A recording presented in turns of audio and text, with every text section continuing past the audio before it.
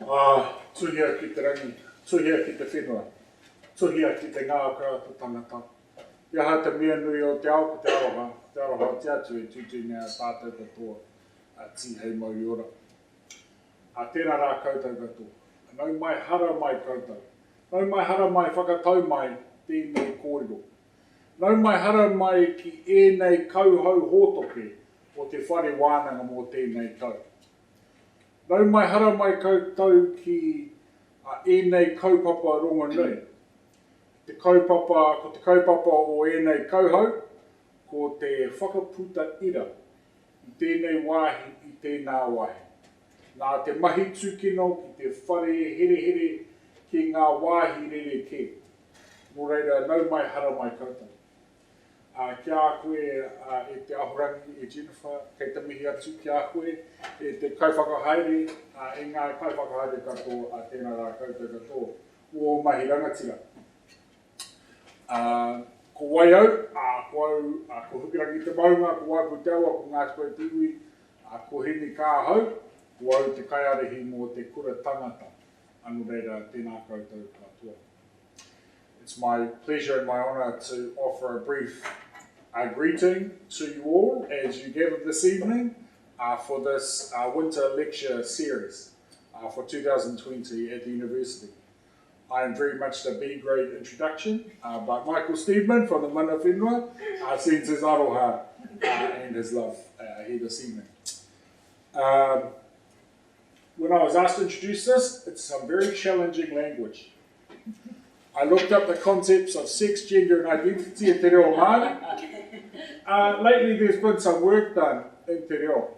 And the term that's used now is actually quite a beautiful term, whakaputa ira. Ira is both a new and an ancient term. It can mean a gene, genetics. It can mean, though, the deeper meaning is life principle.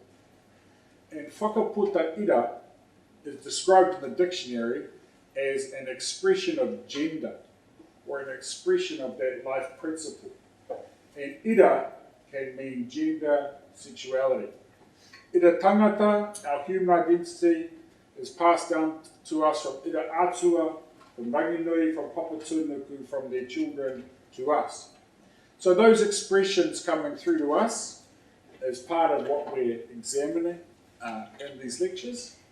And thinking about that language, thinking about that perspective from Te Ao Māori is a challenge for Te Ao Māori. So I look forward to listening, to learning as well. And again, to welcome you here to the university. We recognise, of course, Ngāti Whātua Ōrākei and the Mana Whenua and their ongoing generosity and hospitality to us tonight as well. And now we're going to sing our new Faculty of Arts waiata, and my colleagues are going to mime ferociously from this. So, tēnā koutou katoa. Ko te manu e kai ana I te mātauranga, ānei ngā iti rea rea, o te kura tangata, o te kura tangata, tēnei e whakamanana, I te tapu o te tangata, mā tātou katoa, ko te kura tangata, tēnei e whakamanana, I te tika, te pono, kia hoho, te rongo. Oreira, tēnā koutou, tēnā rā koutou katoa. So kia ora and a big thank you to Hirini. So tēnā koutou, tēnā koutou, tēnā koutou katoa. Nau mai, haere mai, ki te whare wānanga o te tamaki makaurau, ko Louise Humpage takuinga. So welcome, my name's Louise Humpage and I'm the Discipline Convener for Gender Studies. We're a very small but very dynamic cross-university discipline within the university that covers all range of things relating to gender, sexuality, trans and queer theory, masculinity and a whole range of other gender-related issues. And it's my great privilege to have been able to co-organise this event today with Liz Hosking, who's at the back there, and Anne-Marie Parsons from Campus Life, with some help from Claire Hall. Campus Life is doing amazing things to ensure the well-being of our students on campus. And one of those things is actually work on reducing harmful sexual behaviour amongst students. So we found quite a lot of synergies when we were kind of working together collaboratively to develop this series. Now, we're very grateful to the Deputy Vice-Chancellor Academic for funding the series, and what you're going to see, and we hope you'll be able to come to all 6, we've got 1 lecture per week for the next 6 weeks, and we hope that you enjoy the kind of range of lectures that we've got on offer. When we were putting this together, we had 2 kind of things that we envisaged the series might do. One was to demonstrate the huge range of expertise we have at the University of Auckland around kind of gender-related issues. And importantly, that includes people who don't actually already teach into our gender studies program. So we've got people from psychology, from theological and religious studies, from politics and international relations, from sociology, so a range of kind of places. And we're also very privileged to welcome Anjum Rahman, who doesn't work at this university. We're going to take her on board for one day on the 17th of August, welcome her in as one of our own. She's actually a human rights activist who for a long time has spoken up for the Muslim communities in Aotearoa, New Zealand, and she's working on the inclusive Aotearoa collective to try and develop some kind of strategy for New Zealand in that area. So we're very, very privileged to have her kind of join us at the university. The second thing that we hope to do was to kind of move away, I guess, from just talking about the problems and hopefully start thinking about some of the ways in which we might address some of the issues that we have in New Zealand around gender violence, around how we think about gender identity, how we deal with intersections between gender and other identities. So we're hoping that we kind of start to move from just theory and starting to think about some practice, and hopefully our speakers will be able to offer some tips about how eventually we might achieve, not saying they've got all the answers, no pressure Jennifer, that we might eventually achieve a more gender inclusive society. Without further ado then, I think what I'd like to do is introduce Jennifer. So she's our first kind of guinea pig, clearly the Eventbrite thing if you got the wrong room number. Sorry Jennifer, you were the guinea pig for that. We'll make sure it works better next time. But we've got Professor Jennifer Curtin, who both sits within Politics and International Relations, but is also the Director of our Public Policy Institute at the University of Auckland. And you may actually recognise her once she gets up here because she's quite often on the telly commenting on New Zealand politics, but actually also Australian politics. And her research ranges from a gender budgeting kind of exercise, trying to work out how you design a gender budgeting strategy, to, interestingly enough, the role of women in rugby union. But today she's going to be talking and building upon her considerable research expertise on the representation of women in the formal kind of political institutions and policy making. Now she's done research both internationally and New Zealand, but the focus today is rethinking the representation of women, politics in Aotearoa New Zealand's diversity dilemma. So thank you, Jennifer. Welcome.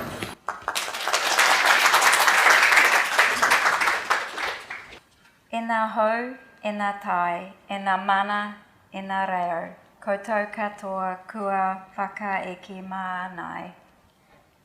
E mihi ana, e mihi ana, e mihi ana. Kei te pou whenua Ngāti Whātua o Rākei, tēnā koe, tēnā koutou. Nā te awa o Waikato, tēnei e whakatapu, no kirikiri roa oho, ko Jennifer Curtin toko ingoa, tēnā rā koutou katoa. Welcome and thank you all for coming to this cosy event tonight. Thank you Hirini for the welcome and thank you Louise for the invitation. I acknowledge the place and people of Ngāti Whātua o Rākei, whose manaakitanga enables me to work in Te Whare Wānanga o Tamaki Makaurau. I'm Jennifer, I come from Kirikiri Roa.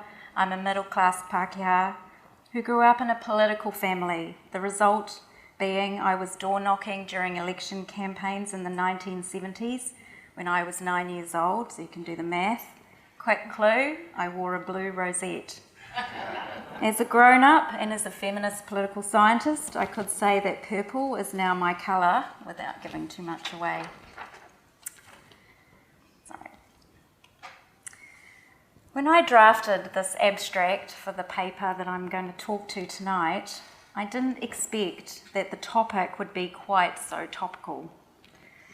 In part, as a result, I'm not giving a formal written paper, but I'm going to draw on a number of papers I've written on elements of this topic in the past and some thinking I'm doing right now to make sense of what we've seen happen in the past 2 to 3 weeks in politics. And I do try, as Louise said, to think about how we might want to see what's being done differently and think about it differently, but also what practical changes might need to happen to make parliamentary politics more inclusive of not just women, but of diverse groups of people who don't currently dominate the parliamentary landscape. So this month we've witnessed 2 events that are not the same, but drew our attention to the culture of our parliament, and I would argue the culture of a number of our political parties. Clickbait headline designers went into overdrive, Andrew Falloon's behaviour was roundly condemned, while the outing of Lise Galloway's extramarital affair and consequential punishment led some to use their worry beads, particularly journalists and politicians. One minister noted that there was no place for piety in politics, while another said that it was often lies that were spread. And I come back to the latter comment when I talk about the barriers to actually talking about sexual harassment in politics. Bad behaviour in Parliament and political parties is not new.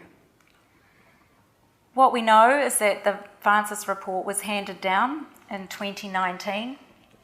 The review had been planned for some time before 2019, but it was given renewed impetus following the sexual assault scandal surrounding the law firm Russell McVeigh and allegations of bullying behaviour against Botany MP, or then Botany MP, or he still is the Botany MP, Jamie Lee Ross. But there was also Dame Laura Cox's report into bullying and harassment in the UK House of Commons. So New Zealand is not alone. But what we know, what Debbie Francis did with her report, was she interviewed and surveyed over 200 current and former staff. And the findings made sober reading. Bullying and harassment in our parliament is systemic.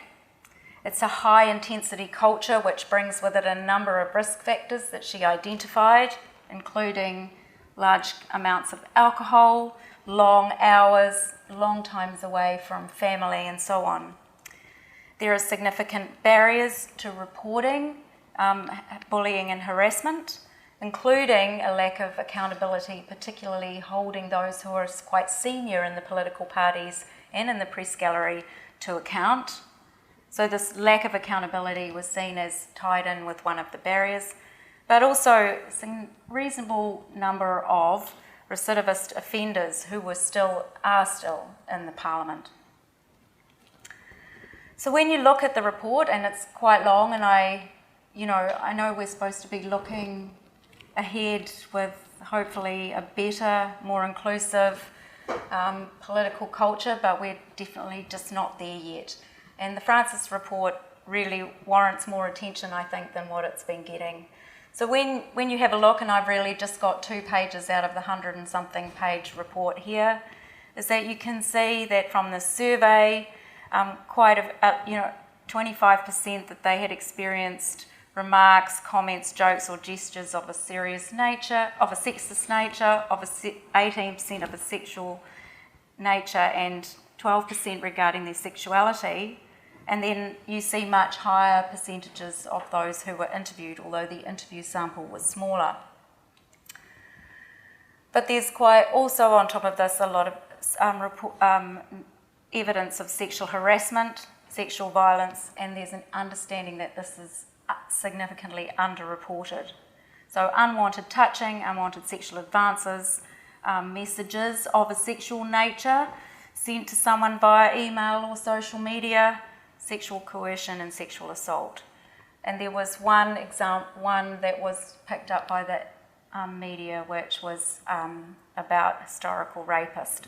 So really not a pleasant place to work. So the question I posed for this evening, and when I was thinking about all of this, is I wanted to start with the Francis report rather than end with it, and ask the question, why is Parliament such a hostile working environment, given these features that we often champion about New Zealand's political system? So why, given we were an earlier adopter of universal male suffrage, why, given that we instigated reserved seats for Indigenous people, we were the first country to give all women the vote. We've had 3 women Prime Ministers, 3 women Governors General. Our Prime Minister has been simultaneously a leader and a mother. So these are features that are often, or firsts that are often put out there as being a country that's interested in inclusive democratic experiments. I make 4 broad arguments that I haven't fully theorised, you'll be pleased to know. My thinking is still, I'm still thinking about these arguments. They mix together some work that I've been doing for a while on institutions and path dependency, but also some new work that I'm reading about, sociologists will know this better than I, homosocial sociability, and I'm mixing that up with Eurocentrism, just for now, in terms of my thinking. So I think there are 4 arguments for why we see what is this paradox between being a country that, at least from the outside, looks like it's inclusive, but on the inside of its parliament has this toxic culture. So the first argument is about historical rules and norms derived from male experience and I should put settler male experience there, and understanding of politics, and these have become embedded over time. That recent, so I'm putting 1996, institutional systemic change, like a system change, so I'm thinking of MMP here because I've got my political science hat on, opened the door to others, resulting in increases in descriptive representation and diversity, but this change overlaid new on old. It wasn't a new system, it was putting a new system of electoral rules on top of old systems that have been designed to be adversarial and exclusionary, and in particular that there are these homosocial Eurocentric networks in both parties and parliament that perpetuate a substantive toxic practices. So I'm just going to quickly walk through the evidence for these 4 arguments. So the historical rules and norms. Women won the right to vote in New Zealand in 1893. It required persistence on behalf of women, not just Kate Shepherd, who we learn a lot about, but also Harriet Morrison, who was in the Tailoresses Union, and lots of working class women around the country, and Māori women who were working in their communities towards not just getting the right to vote for all women, but also for the kotahitanga movement, the Māori Parliament, and they were having their own battles about being the right to vote for that Parliament and sit in that Parliament. There were 7 bills that were presented between 1878 and 1892, and 4 of those bills included the right to stand for election, but none of those 4 really got very far. So in the end, we got the right to vote, and it took until 1919 before women were allowed to take a seat in the Parliament, to stand for election. And I've always wondered, this kind of really weird thing for me as a political scientist, nobody really explained why it took so long. So I'm really thrilled to be able to say there is a book out by Jenny Coleman. It just came out like about a month ago. You should get yourself down to Unity Books and get it out. And it tells the story of how we moved from having the right to vote to a seat in the House. And so I've only really just done a quick skim read of this. And Victoria, who's in the front here, and I have been working on this same topic for some years now. But what Jenny's research shows is that men who sat in the Parliament in the late 1800s and early 1900s saw the Parliament as their castle. The Parliament House was their castle, which was to be protected from outsiders, and women constituted outsiders. So this was to be a male-only space, and that was what was desired and deliberately, emulated from Westminster when we adopted their model. There were bills that came before Parliament to give women the right to stand, but they never passed, and they were quite often framed as being about removing women's disability. So we were not able, so they were going to remove that and give us, or sponsor an ability on, gift it to us. But the third reason is that the National Council of Women, once they won the right to vote, they decided that what was most important was actually advancing policy issues on behalf of women to get women's concerns addressed. So they trusted their men to do the representation on their behalf. If they got busy doing policy work and presented possible bills to Parliament, that the men would take care and get that law through. Well, we know all how that worked. So they called it, National Council of Women called it a women's parliament that sat outside Parliament but was doing work in preparation to present to Parliament. So they had their own separate space as well. So eventually 1919 is passed and women take a seat. So we know that 3 women stood for Parliament in 1919, one of whom was Ellen Melville, none of whom were elected. I think Ellen Melville got second actually, and then a first past the post system was pretty good, especially since she stood as an independent. Or maybe she stood as, whatever, it doesn't matter. The first woman, though, doesn't get elected until 1933, and Elizabeth McCombs is that person. Now, the reason why I'm walking you through this historical descriptive thing is just to point to my first point about historical norms and rules and practices becoming embedded, because we had 80 years of our Parliament getting itself together with no women in it, right? And I don't think we've fully theorised or thought about what that absence actually means. How many generations is that? How much practice can be embedded and cultural norms, put in place that become impossibly difficult to move during that 80 years? There are a smattering of successes after 1933, so Hilda Ross, Iriaka Ratana, but 7 of the 16 women elected prior to 1979 were initially through by-elections. By-elections in seats between elections, which often do weird things, that had been held by either their fathers, their brothers, or their husbands. So they were being gifted that by virtue of dynastic associations, gay. And between 1946 and 1975, around 93% of general election candidates were men. So up until 1975, only 7% of all parliamentary candidates had been women.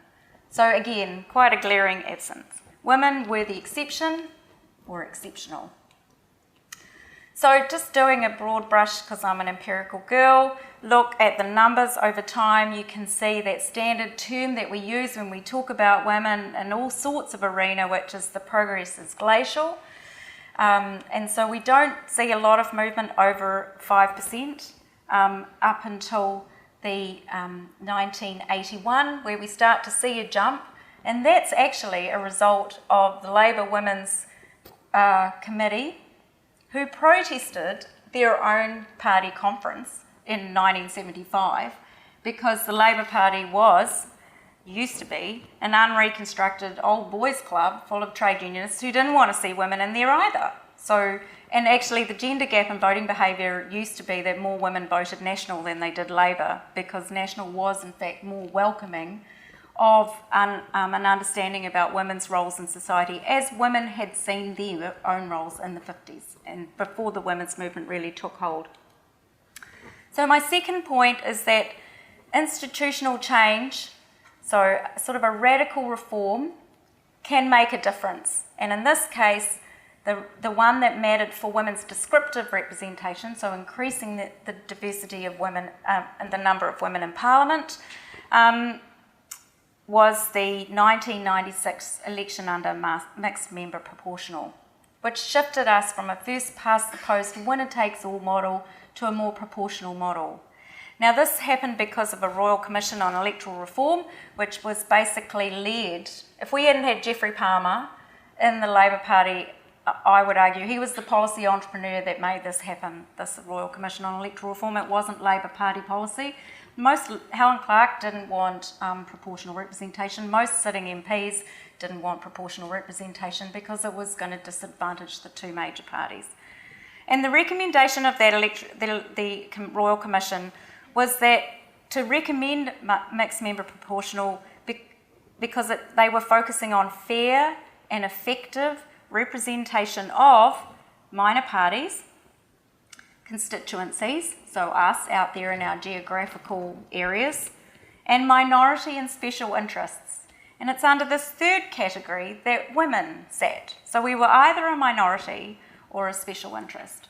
You can make up your mind which one we were. I think they thought we were the latter, that we were special. But women's groups did support the change to proportional representation. They didn't argue for the change to proportional. I've read the submissions to the Commission. They didn't want it for reasons of gender equality or for seeing more women in there. They wanted to see more proportional representation. And they weren't necessarily supportive of MMP. So Marilyn Waring really advocated single transferable vote, as did some other women. And that's part of that story is about the fact that political parties and the political culture of political parties was really hostile to women and that they would be better off standing as independents. And STV is far more suited to the election of independents than is MMP. But we get MMP and look at the results. So the blue line on the top slide is the first election that we have under MMP. The reason why there is an incline from 81 upwards is actually because the Labour Party women get really organised in 1981 and start selecting lots more women. It's not because of the party hierarchy, it's the women's caucus gets themselves organised to put really good women forward. And you can see, I won't go through this because I haven't really got lots of time, but you can see the purple lines and the green lines are, women get elected, the purple line is the party list. So you can see that women's presence in Parliament is really given a fillip by the existence of the party list. The problem with the party list, if any of you are following the political polls, is that when you start dropping to 25%, where you lose your representatives from is the party list. And so my argument about why you see the green bars, which is the percentage of women in the electorate seats, why you see them going up is because these women recognise fairly early on that if you want a long political career, you need to be in a safe electorate seat. You don't want to be on the list.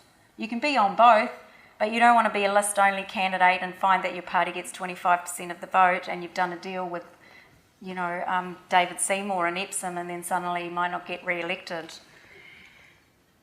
This is just a quick profile of the age. So there's this sort of general argument that we're looking younger in Parliament, but the Spin-Off has published a really good piece by the Wireless that's done this over time, and actually their median age hasn't shifted that much.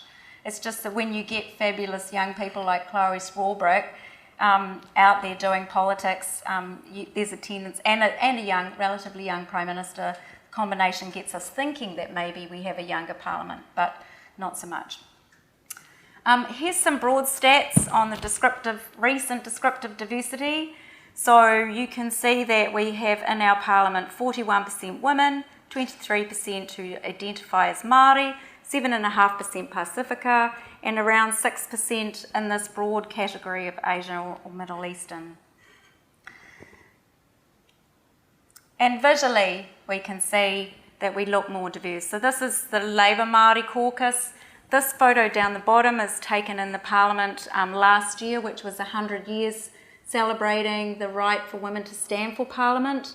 And this is not the entire montage. We've had 16 LGBTQI plus MPs in the Parliament that we know of, and this mural is now in a special space room in the Parliament for the rainbow community. We've got more diverse cabinets. This has happened since Clark. She started the trend of having a minimum ceiling of around 30% women in the cabinet. John Key continued that trend, and I would argue that the reason why Todd Muller received the backlash that he did about his front bench was very much because Key and Bridges had done some work around this, particularly going into coalition with the Māori Party, or having the Māori Party as a support partner even when they didn't need them for the numbers. So committing to that partnership enhanced both the number of more diverse cabinets, let's say.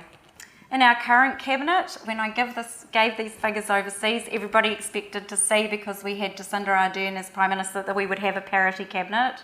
And I was trying to explain that coalition agreements, especially with New Zealand First, don't really work like that.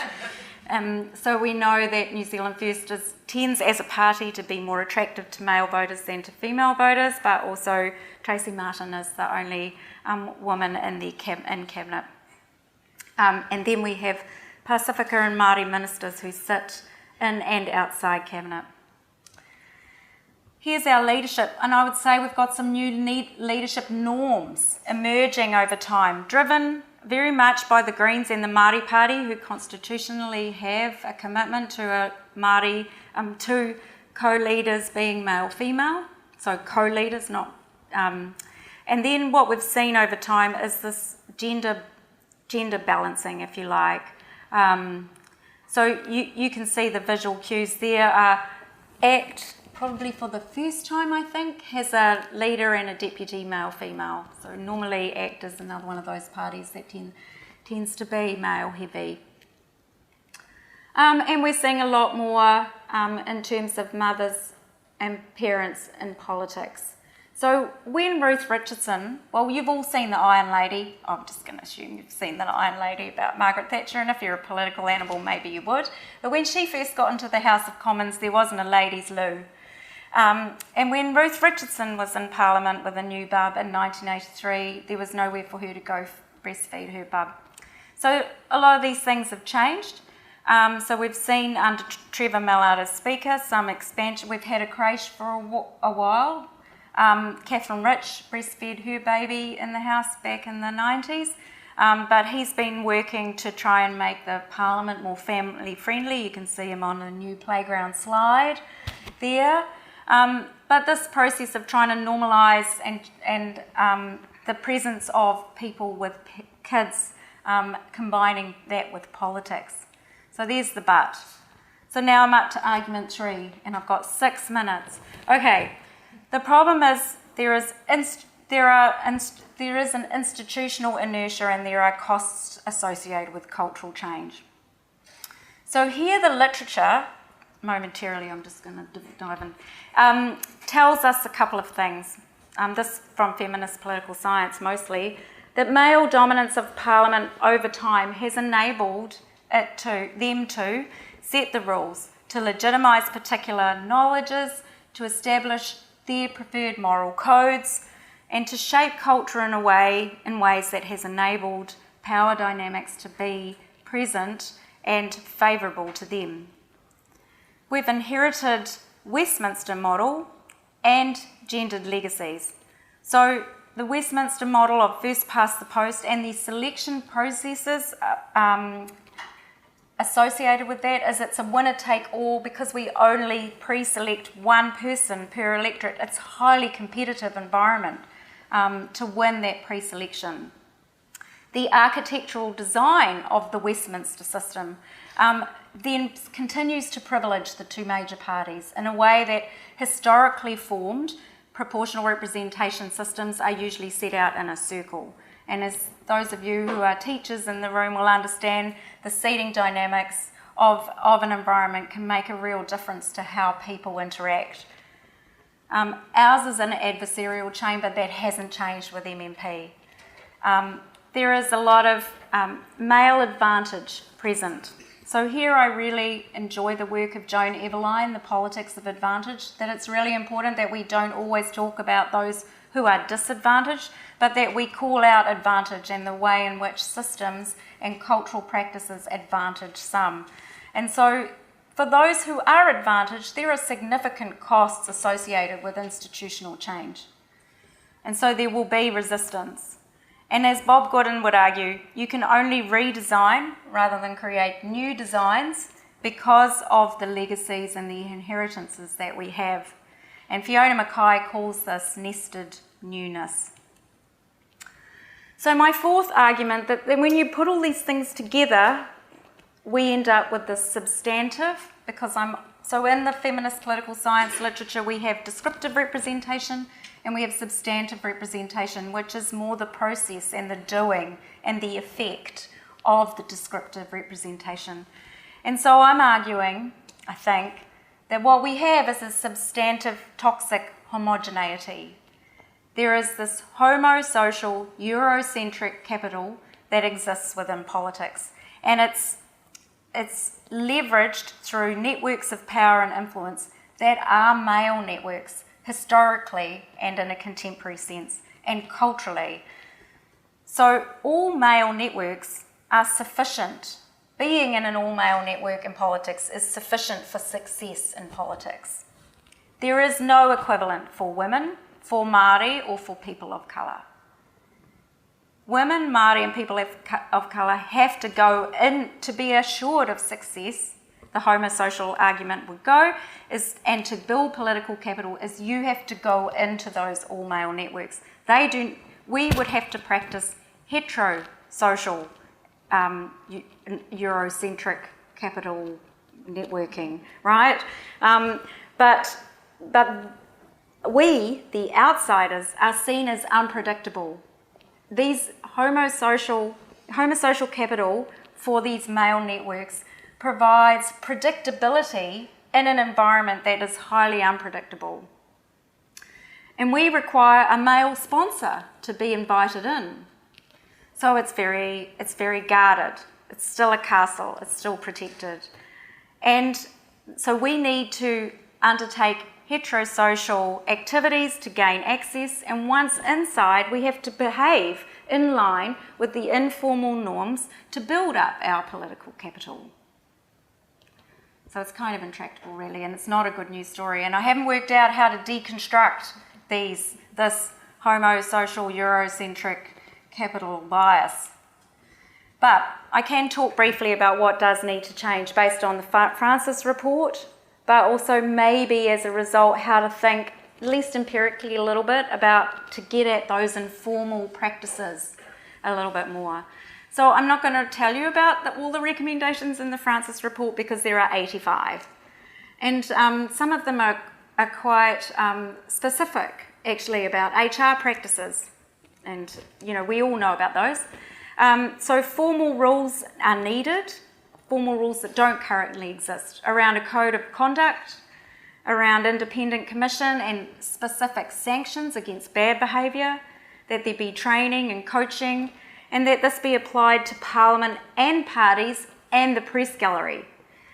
So all of those in that environment, because for me, as somebody who studied political parties and Parliament, you can't separate those two things, because in order to get into Parliament you go through a political party, and the cultures of many of those parties are equally as toxic as those that in the Parliament. And we're not the only ones to be dealing with a report like the Francis report, and there are reports that are trying to advocate what should be done. So here I would just point you to the Good Parliament report, which was authored by Professor Childs, who we brought out a couple of years ago, and she went and did an ethnographic study of the House of Commons, embedded herself in the Speaker's office for a year and interviewed lots of people, and came out the other end and produced this Good Parliament, how to create a good Parliament. So that's also on the web if you want to read. But I just want to finish off by thinking about how we can get at the informal. So I really actually think that we just need more women and more people of colour and more Māori in our Parliament. We just have to keep going. I don't know if quotas for women is the answer. I don't think it is. But there's this marvellous piece of work by Rainbow Murray that argues for why we should have quotas for men, because they've been so advantaged for ages and they're not being good parliamentarians, well, some of them are, but some of them aren't, that maybe we need to be making it just a little more difficult for them to get in. In the literature from political studies, feminist political scientists have kind of chucked out this Cantor's argument about critical mass, mostly because I think because they were thinking about it as numbers matter and that's all. If you just get to 35%, you'll be all right. And I think what we need to do is go back and have another look at it in association with the fabulous work by Joan Acker and others about how numbers can change culture. I don't think in political science, at least, we've theorised that enough. And then we need to think about applying diversity lenses and getting more people into those, what I call invisible power roles. So here I'm thinking whips, and I'm thinking the machinery of political parties that do the selection. These are the people we don't see that hold a lot of power as gatekeepers. And finally, with all the palaver of the last 2 weeks, we've seen a lot of commentators say, well, it's really hard to see people change because they've been there for so long and it's how it's always done. And I would say, well, then we should have term limits, because if they're getting too old to change, they shouldn't be there. Kia ora.